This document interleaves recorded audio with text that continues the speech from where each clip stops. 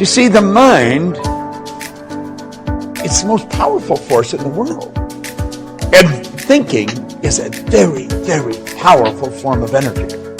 Thought waves are cosmic waves that penetrate all time and space. Now, as we go into the laws of thinking, I want to refer to a few points from Raymond Halliwell.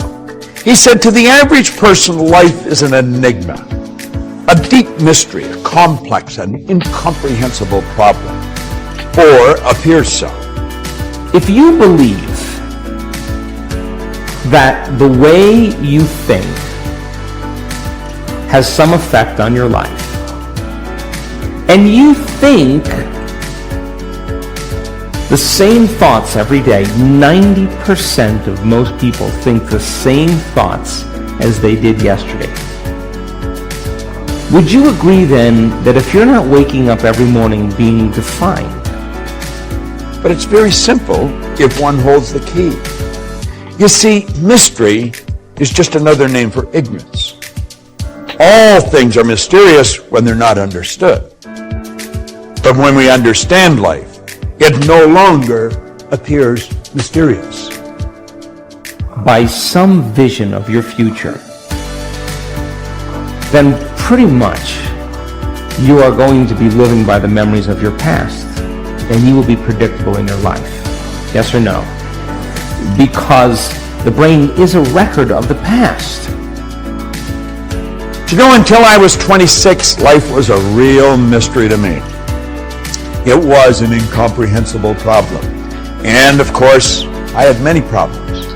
But then I began to study, and I began to study this information.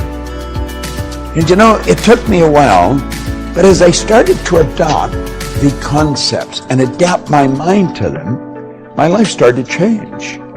My problems started to sort of disappear. I started to earn a lot more money. I was living in a healthy body, very rarely ever being ill. I noticed that I started to attract different people into my life, more interesting people.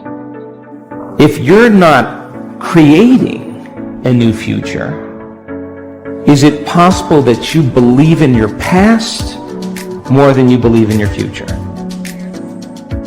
And is it possible then that many people don't want to create a new future because they're more in love with their past than they are with their future? In fact, they romance their past every single day.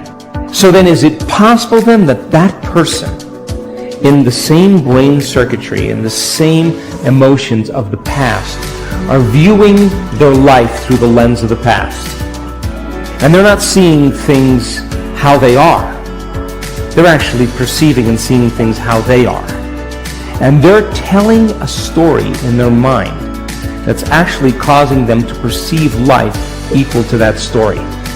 A person's interesting because they're interested.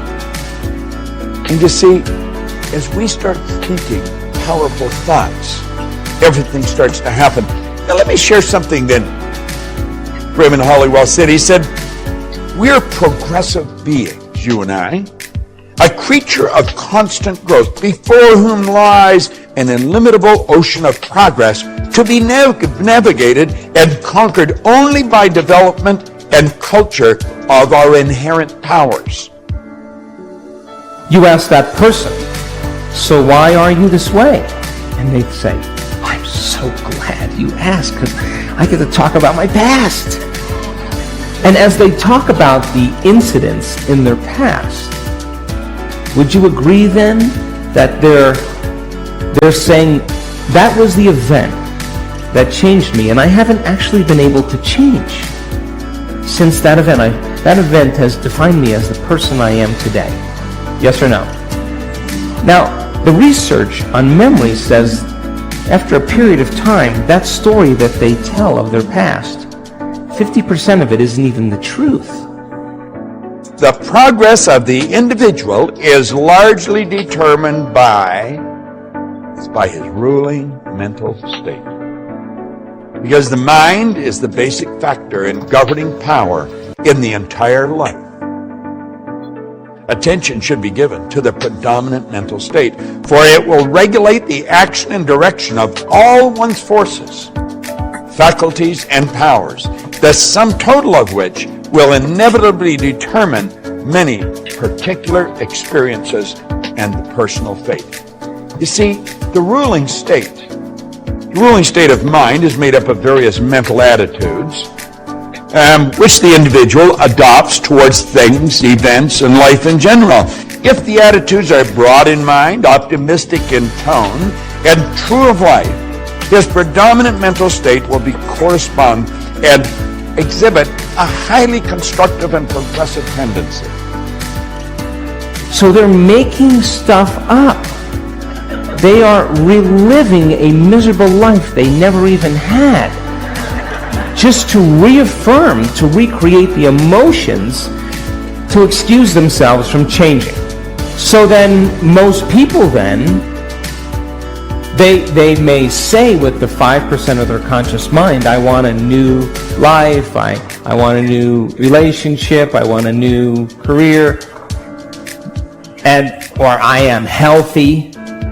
But if 95% of who they are is subconsciously programmed into the past, then that thought of their health, that thought of their wealth is never going to make it to the body, because the body is programmed into the past. How many people understand? So then if you teach a person that, because almost all the forces of the personality function through the conscious mind in one way or another, and as the daily mental and physical acts are largely controlled by the conscious mind, it's obvious that the leading mental state must determine the direction which the powers of the individual must proceed. You see, the ruling mental state is everything. I know that you and I have been trained to believe that we've got to change what's going on out there. We've got to fix this and fix that. And we have literally been programmed to live through our senses, to go by what we hear, see, smell, taste, or touch. how to be defined by a vision of the future instead of the memories of the past, then they would have to really start thinking differently. Would you agree? They would have to start making different choices than the choices that they always make. Yes or no? They're going to have to start doing different things and breaking certain habits. And that's going to be uncomfortable. Yes or no? Because the body's going to say, why are we doing this? It's so much more fun suffering than going out for a walk into joy. I don't know if I believe in joy. I believe in suffering. The body goes back.